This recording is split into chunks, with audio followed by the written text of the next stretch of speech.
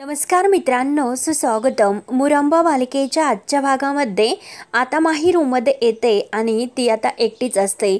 तर ती विचार करत असते की खरंच या जगामध्ये कोणीच माझं नव्हतं आणि आत्तासुद्धा नाही, मी एकटीच होते. एकटा नील असा होता की ज्याच्यावर खरंच मी खूप असं प्रेम केलं होतं, पण तो सुद्धा माझ्याबरोबर असा वागला. मग का त्याने असा केलं असेल? का तो माझ्याबरोबर असं वागला असेल? नील असा नव्हता, मग तो असा वागलाच का असेल? असा आता माही विचार करत असताना सीमा तेथे येते. तेव्हा सीमा ही माहीसाठी काहीतरी खायला घेऊन येते आणि ती आता माहीला विचारते की काय ग, काय झाले, अशी का पडलीस आणि कसला विचार करते आणि तू खाल्लेलं सुद्धा नाहीस काही, आणि चल बरं खाऊन घे. तेव्हा आता माही तिच्याकडे पाहत असते. तर सीमा विचारते की काय ग, काय झाले, परंतु माही काही उत्तर देत नाही. तर सीमा म्हणते की अच्छा, म्हणजे तू तुझ्या सिगीला मिस करते तर. पण अगं तुला इथे ती नाही ओढायला मिळणार, अशी व्यसनही येथे घरात नकोय. पण तुला एक गंमत सांगते की येथे तुला तुझी सिगी ओढता येत नाही, पण मग त्यामुळे तुझी सवय सुद्धा सुटू शकते, हो की नाही? आणि काय ग, भरू का तुला? परंतु माही तरी सुद्धा आता टेन्शन मध्येच असते आणि लगेच ती सीमाला आता घट्ट अशी मिठी मारते. तेव्हा सीमा सुद्धा तिला प्रेमाने विचारते की काय ग, अगं काय झालं माही, अगं वेडाबाई काय झालं, असं विचारत असतानाच तेथे पार्वती आजी येते. पार्वती आजी आता ते सर्व बघून म्हणते आता तर काय झाले, काय झाले, ही का रडतेस? तर सीमा म्हणते की हो ना, खरंच काही कळत नाही की नक्कीला काय झाले. तेव्हा तर सीमा पुन्हा विचारते की बाळा काय झाले? तर माही म्हणते की क्यूट आंटी, मला ना इथेच राहावंसं वाटतं आणि तुला तर माहितीच आहे माझ्या फॅमिली बद्दल, तेथे माझं कोणी नाही आणि इथे मात्र मला तुम्ही सगळेजण माझे फॅमिली असल्यासारखेच वाटतात. इथून तर मला कोणी बाहेर नाही ना काढणार. तेव्हा आता माहीच्या डोळ्यात पाणी येत असतं. तर सीमा म्हणते की अगं वेडाबाई, आम्ही सर्वजण तुझे आहोत आणि तू आमचे आहे. मग वेडाबाई अगं रडायचं नाही आणि खाऊन घे बरं 2 घास, मी तुला भरवते माझ्या हाताने. तेव्हा आता सीमा आपल्या हाताने तिला मस्त आपला घास भरत असते. परंतु आजी मात्र आता विचार करते की ही अशी का वागत असेल, नक्की हिचं नीलबरोबर काहीतरी बिघडलेलं आहे असे हिच्या वागण्यावरून दिसते. त्यानंतर इकडे आता रमाने इतकं छान घर आवरलेलं असतं. तर साई जेव्हा घरी येतो आणि तो म्हणतो की अरे माय, हे तर आपलंच घर आहे ना, मला डोळ्यांना नक्की काहीतरी वेगळं दिसते. साई तर ते आवरलेलं घर पाहून अगदी खुश होतो. तर आता माई विचारतात की काय रे, तुला कसे वाटते? तेव्हा साई म्हणतो की नाही माई, तुला खरंच मानलं बर का. तेव्हा आता माई म्हणणार असते अरे बाबा, मी हे सर्व नाही केलं, हे जे काही घरातील आवरलं सगळं काही व्यवस्थित नेटकेपणा केला तो फक्त श्रद्धाने केलं हे सर्व. अरे मी तुला सांगते की ही फक्त अन्नपूर्णा नाही पण लक्ष्मी सुद्धा आहे. तेव्हा आता रमा हे सर्व ऐकते, तिला तर आनंद होतो. तेव्हा साई खुश होऊन आता रमाकडे बघून हसतो आणि मनात म्हणतो की बाप्पा, ह्या मुलीने तर अगदी या घराचा चेहरा मोहराच बदलून टाकला, खरंच किती सुंदर बनवलं. परंतु ही मुलगी कुठून आली, तिच्या भूतकाळाबद्दल खरंच काही माहिती नाही, नक्की काय असं असेल. परंतु जर ह्या इथे राहिल्यात तर मला यांच्याबरोबर संसार करायला नक्की आवडेल. तेवढ्यात माई आता हळू साईला साई साई करतात, त्याच्या हाताला धरून थोडस बाजूला घेतात आणि हळूच म्हणतात की अरे साई, मी तुला एक सांगते की ही पोट्टी आहे ना, ती आपल्यासाठी लकी आहे. तेव्हा साई म्हणतो की हो माई, खरंच आपल्यासाठी त्या लकीच आहे. त्यामुळे माई, मला त्यामुळेच असं वाटतं की त्यांना जे काही सत्य आहे ते सांगायला हवं. तेव्हा आता माई डोक्याला हात लावून घेतात आणि म्हणतात की अरे पोट्ट्या, असा हातचा चान्स काही घालवायचा नसतो. तेव्हा साई ऐकायला तयार नसतो. साई म्हणतो की नाही माई, मला हे सर्व नाही जमत आणि हे बघ, नातं कोणतंही असून दे पण ते नातं सत्याच्या जोरावरच उभं राहतं आणि जर मला त्यांच्याबरोबर लग्न करायचं असेल तर त्यांना मात्र हे सत्य समजायलाच हवं. तेव्हा माई म्हणते की हे बघ पोट्ट्या, अरे हातची संधी घालू नकोस. तर आता साई म्हणतो की नाही, काही झालं तरी आता त्यांचा ॲक्सिडेंट कुठे झाला होता, त्या आपल्याला कुठे सापडल्यात, हे सर्व काही सत्य मी त्यांना सांगणारच. माई म्हणते की हे बघ, असं करू नकोस. तेव्हा आता साई म्हणतो की हे बघ माई, मला खोटं बोलायला तर काही तू भाग पाडू नकोस, खोटं बोललेलं मला आवडत नाही, हे तुला चांगलं माहिती आहे.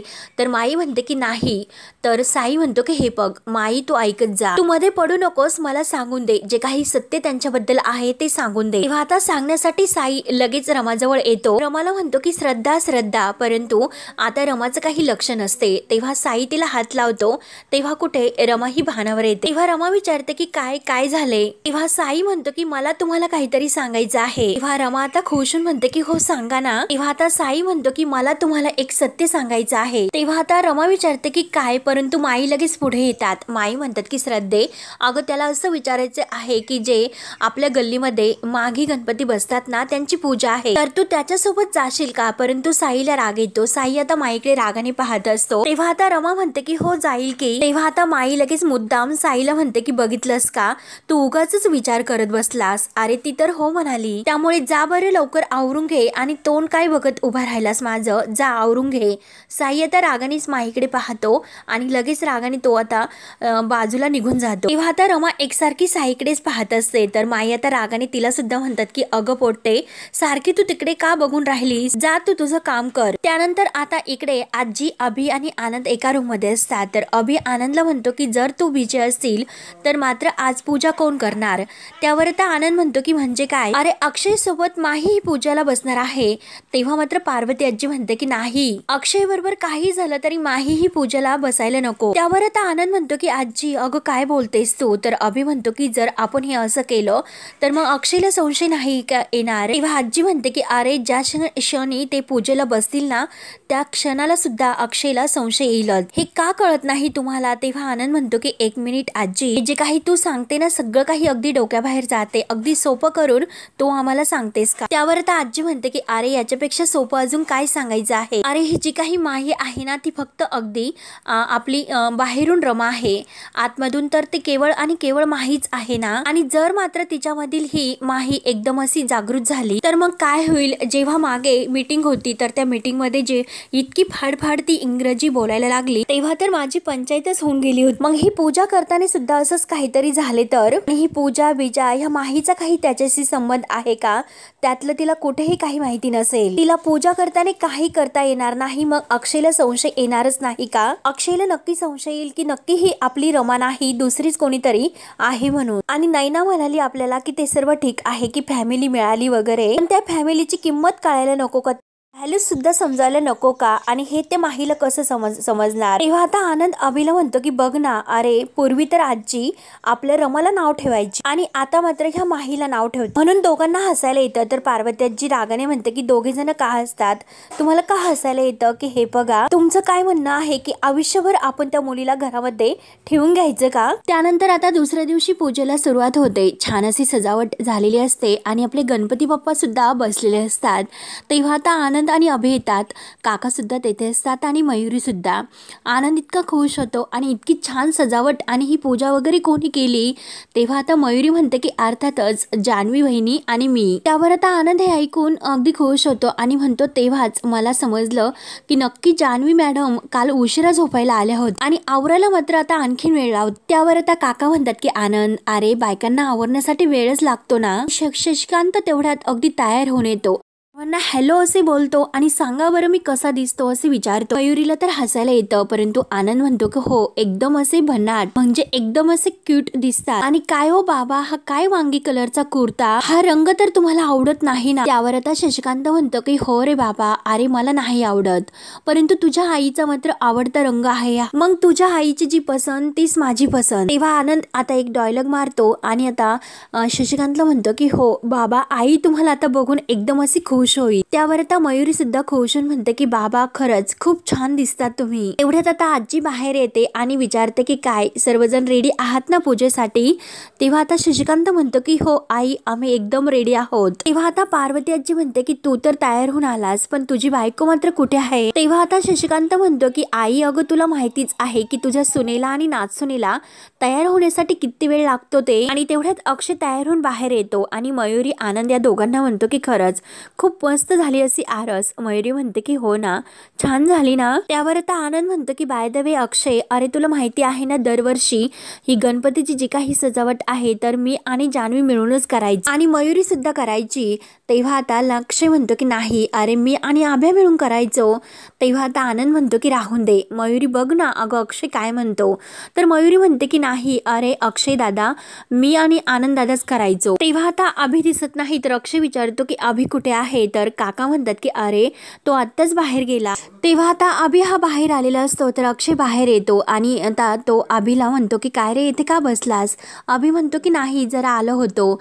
अक्षय विचारतो की काय रे, आरती बहिणीची आठवण येते ना तुला. तेव्हा अभिला खरंच आरतीची आठवण आलेली असते की सण असल्यानंतर खरंच आरतीचा किती उत्साह असायचा रे। त्यानंतर आता इकडे माई ह्या साडी घेऊन येतात आणि श्रद्धाला म्हणजे आपल्या रमाला म्हणतात की तुला साडी नेसता तर येते ना। तेव्हा आता थोडीशी नाराज होत आपली रमा म्हणते की हो येत असेल। तेव्हा श्रद्धा नेसायला हो म्हटल्यानंतर माई लगेच तिच्या हातात साडी देतात आणि हो चल साडी नेस आणि आता आपल्याला गणपतीच्या पूजेला जायचं। तेव्हा आता रमा ती साडी हातात घेते आणि माईंना विचारते की कुठे, तर माई आता वैतागून म्हणतात की कुठे कुठे कधी कशाला केव्हा किती प्रश्न विचारतेस बरं। कालच मी तुला सांगितलं होतं की गणपती बाप्पांच्या पूजेला जायचं म्हणून आणि आता पण तुला सांगितलेलं आहे, चल बरं तयार हो लवकर। त्यानंतर आता इकडे सीमा सुद्धा आता माहीला खूप छान अशी साडी नेसवते आणि तिला म्हणते की बघ कशी दिसते। तर आता माही खरंच खूप सुंदर दिसत असते आणि साडी सुद्धा। तेव्हा आता माही म्हणते की हे बघ क्यूट आंटी मी असं सुद्धा करू शकते, अगदी एकदम सुटसुटीत वाटतं, मी असं सुद्धा करू शकते तसं सुद्धा करू शकते। तेव्हा आता सीमा म्हणते की बरं तुला सुटसुटीत जर वाटतं ना मग झालं तर। तेव्हा आता लगेच माही विचारते की जर क्यूट आंटी मला जर शूला जायचं असेल तर मग मी कशी जाणार। तेव्हा सीमा डोक्याला हात लावते आणि म्हणते की काय प्रश्न विचारतेस, काय प्रश्न आहे बरं। आणि आता सीमा तिच्या समोर हात जोडते की बाई तू इथे विचारलं हे बरं केलं, परंतु आता बाहेर सर्वांसमोर तरी असं काहीतरी विचारू नको आणि मी सांगेल त्याचं उत्तर देणं खूप असं सोपं असतं, फार कठीण नसतं। त्यावर आता माही ओके असे म्हणते, पण सीमा म्हणते की हो छान दिसते पण नक्की काहीतरी असं राहिलेलं आहे। तेव्हा मात्र आता नथ ही घालायची राहिलेली असते, तर सीमाच्या लक्षात येते, सीमा म्हणते की नथ आणि ती आता लगेच नथ घेते आणि तिच्या नाकामध्ये घालते। तेव्हा आता माही विचारते की ही नथ पिन असते का। तेव्हा सीमा म्हणते की हो हो आणि अशी नऊवारी साडी घातल्यानंतर असे छान असे दागिने घातल्यानंतर अंबाडा गजरा असा मराठमोळा शृंगार केल्यानंतर मग ही नोजपिन म्हणजे नथ घालतात, अगदी ही मराठमोळी। तेव्हा आता माही आरशामध्ये पाहते आणि सीमाला म्हणते की क्यूट आंटी खरंच मी किती क्यूट दिसते ना। आणि बरं क्यूट आंटी सगळ्यात महत्वाची गोष्ट म्हणजे आज बाहेर पूजा आहे, मग पूजेला असे कोणकोणत्या गोष्टी आहेत तर त्याबद्दल मला माहिती नाही। त्यावर आता सीमा म्हणते की हे बघ तू अक्षयकडे एकदम बारीक लक्ष ठेवायचं, तो जे काही करतो हात जोडायचे तर तू सुद्धा हात जोडायचे, एकदम असं कॉपी केल्यासारखं एकदम त्याच्यासारखंच करायचं, अगदी परफेक्ट। आता माही म्हणते की बरं बरं खरंच अगदी सोपं आहे, मग जसे ते करतील तसेच मी करेल आणि चल। आणि त्या साडीमध्ये तिला खूप असं मोकळे मोकळे वाटत असते म्हणून ती खुश असते। त्यानंतर आता इकडे ही माई तयार होते आणि बाहेर येते आणि श्रद्धाला म्हणजे रमाला आवाज देत असते की श्रद्धे अगं झाली का तयारी, अगं मी तर तयार होऊन आले सुद्धा। आणि तेवढ्यात साई सुद्धा कुर्ता वगैरे घालून बाहेर येतो आणि चला झाली का तयारी निघूयात। तेव्हा माई म्हणतात की हो हो आणि साई विचारतो की काय ग माई तुला इथे पुण्यात करमते का। त्यावर आता माई म्हणते की अरे आपली इतक्या वर्षाची सवय आहे, सुटणार का कधी लवकर, येथील माणसं वेगळी, पाणी वेगळं, हवा वेगळी, होईल हळूहळू सवय। आणि काय रे साई तुला करमते का। तेव्हा आता साई ही बोलणार तोच लगेच तो सुंदर असं म्हणतो, कारण रमा ही साडीत नेसून बाहेर येते आणि तो आता सुंदर हा शब्द बोलतो। तर आता माई म्हणते की काय रे वेड लागलं का तुला, सुंदर का बोलतोस, कशाला म्हणतोस तू सुंदर। तेव्हा आता लगेच साई उठून उभा राहतो आणि माईला म्हणतो की श्रद्धा।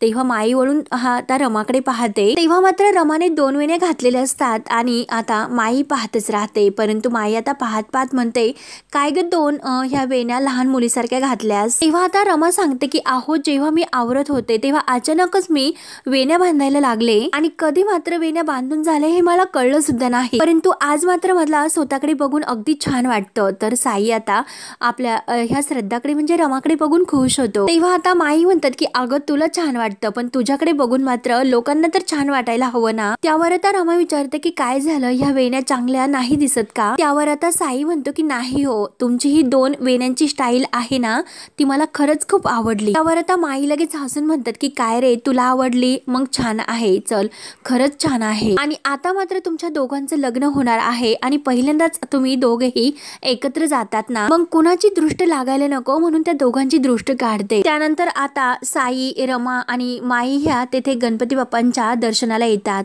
आणि आपल्या हाताने आता जोडीने पूजा करायला घेतात। तर आता गुरुजी हे त्यांना अगदी जोडीने पूजा करायला सांगतात। तर इकडे सुद्धा आता मुकादमांच्या घरी सुद्धा माही आणि अक्षय या दोघांना जोडीने पूजा करायला गुरुजी सांगतात। तर अगदी मनोभावाने आता ह्या जोड्या पूजा करत असतात। तेव्हा आता माही एका बाईजवळ बोलत असतात, त्या दोघींच्या गप्पा सुरू असतात। तर साई आणि रमा हे दोघेही एकत्र पूजा करत असतात। इकडे मात्र आपले अक्षय आणि माही हे दोघे एकत्र. अक्षय जसजसा पूजा करेल तसतशी आता ही माही पूजा करत असते. तेव्हा आता माही अगदी एक डोळावर करून अक्षयकडे पूर्ण लक्ष ठेवत असते की अक्षय कसा करतो. अगदी तसंच ती करते. तर इकडे आपली रमा मनोभावाने गणपती बाप्पांना हात जोडते आणि गणपती बाप्पांना म्हणते की गणपती बाप्पा, एकटा तूच आहे की जो माझ्या लक्षात आहे. आता तूच फक्त मला आठवतो. मग आता तूच असं काहीतरी कर, यातून मला मार्ग दाखव. मला एकतरी असा आशेचा किरण दाखव की ज्याने मला कळेल की मी कोण आहे ते. अरे आता मात्र मला हे जगणं असं असह्य होतंय. त्यावर आता साई हा रमाला म्हणतो की चला गुरुजींना नमस्कार करूयात. म्हणून आता ते दोघे गुरुजींच्या पाया पडतात. तेव्हा गुरुजी त्यांना सौभाग्यवती भव असा आशीर्वाद देतात. तर रमा आणि साई एकमेकांकडे पाहायला सुरुवात करतात. तेव्हा इकडे सुद्धा आता हे गुरुजी अक्षय आणि माहीला आशीर्वाद देतात की सौभाग्यवती भव आणि मानुहा. तेव्हा आता अक्षय एकटक माहीकडे पाहत असतो आणि इकडे मात्र गुरुजींनी आशीर्वाद दिल्यानंतर साई एकटक रमाकडे पाहत असतो. गुरुजी साई आणि रमाकडे पाहतात आणि साक्षात लक्ष्मी नारायणाचा जोडा दिसतो असे म्हणतात, माझे आशीर्वाद सदैव तुमच्या पाठीशी आहे, कल्याण असतो असा आशीर्वाद देतात. त्यानंतर आता इकडे आरतीला सुरुवात होते आणि सर्वजण टाळ्या वाजवत असतात. तर अक्षय आरती ओवाळत असतो. तेव्हा मात्र आता सर्व हे जण आरती म्हणत असतात आणि गणपतीचा हा मंत्र सुद्धा म्हणत असतात. परंतु आता माही फक्त टाळ्या वाजवत असते आणि तिला काही आता याबद्दल काही माहीत नसते. आरती वगैरे काय असतं काहीच तिला येत नाही. ती फक्त टाळ्या वाजवते. तर आता सीमा तिला खुणावत असते की अगं निदान तोंड तरी हलव, काहीतरी म्हणल्यासारखं अगं अक्षयला दाखव तरी. अक्षय एकसारखा तिच्याकडेच पाहत असतो की नक्की ही असं काय करत असेल. अक्षय सुद्धा तिला खुणावत असतो. तर आता ती अगदी हसल्यासारखं करत असते. तेव्हा आता सर्वजण आरती वगैरे झाल्यानंतर गणपती बाप्पा मोरया, मंगलमूर्ती मोरया असं म्हणतात आणि आता अक्षय देवाला हात जोडतो. देवाला म्हणतो की थँक्यू बाप्पा, तू रमाला परत तिच्या हक्काच्या घरी आणलं. तुझे आशीर्वाद कायम आमच्या सोबत असेच राहून दे. तेव्हा आता माही ही जोरात म्हणते की गणपती बाप्पा. तर सर्वजण तिच्या मागे मोरया असं म्हणतात. त्यावर आता सीमा ही माहीला म्हणते की रमा आरती घे बरं. आता माही ते ताट उचलायला जाते तर अक्षयला इकडे चटका बसतो आणि तिकडे जेव्हा साई आरती घ्यायला ते ताट घेतो तर तिकडे रमाला चटका बसतो. म्हणजे आपल्या अक्षय आणि रमाना दोघांना एका सोबतच चटका बसतो. दोघेही आई ग असे करत असतात. तर इकडे साई म्हणतो की काय, तर तिकडे आजी आणि सीमा म्हणते की काय रे काय झाले. तेव्हा रमा सुद्धा घाईने ताट खाली ठेवते. म्हणजे माही आणि अक्षयच्या हाताला धरते आणि काय झालं असं विचारते. तेव्हा अक्षय गणपती बाप्पांकडे पाहत असतो. बाप्पांना मनात विचारतो की बाप्पा काय झाले, काही चुकतं का माझं. त्यानंतर आता हा भाग येथे संपल्यानंतर पुढील भागामध्ये अक्षयच्या हाताला भाजलेले असते. तर माहीला आता माहिती नाही की ती काय रमा काय लावत होती. तेव्हा ती त्याच्या हाताला क्रीम लावत असते. तर अक्षय तिला विचारतो की काय ग काय झाले, तू क्रीम का लावतेस. या अगोदर तू माझ्या हाताला जर काही भाजले लागले तर मध लावत होती. तेव्हा मात्र आता माही एकटक अक्षयकडे पाहत असते. त्यानंतर आता इकडे साई हा रमाला एका तेथे गुल्फी घेऊन येतो आणि रमा ही इतक्या आवडीने गुल्फी खात असते. तर साई तिच्याकडे पाहून खुशून विचारतो की काय तुम्हाला आवडतेस का. तेव्हा मात्र रमा खुशून म्हणते की मला तर खूप आवडते. साई म्हणतो की हे तर मला अगोदर सांगायचं ना, मी खूप काही घेऊन आलो असतो. त्यानंतर आता रमा ही बाजारात आलेली असते आणि ती बाजार घेत असते भाजीपाला वगैरे. परंतु आपले जे काही भूषण दादा आहे तर ते पाहतात. भूषण दादांचं लक्ष आपल्या ह्या रमाकडे जाते.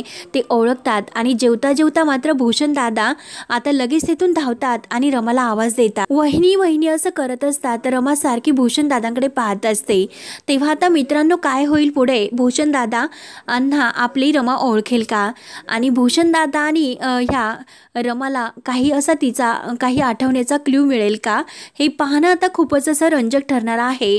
तेव्हा मित्रांनो पुढे काय होतं हे पाहण्यासाठी आपल्या चॅनलला नक्की सबस्क्राईब करत राहा. धन्यवाद.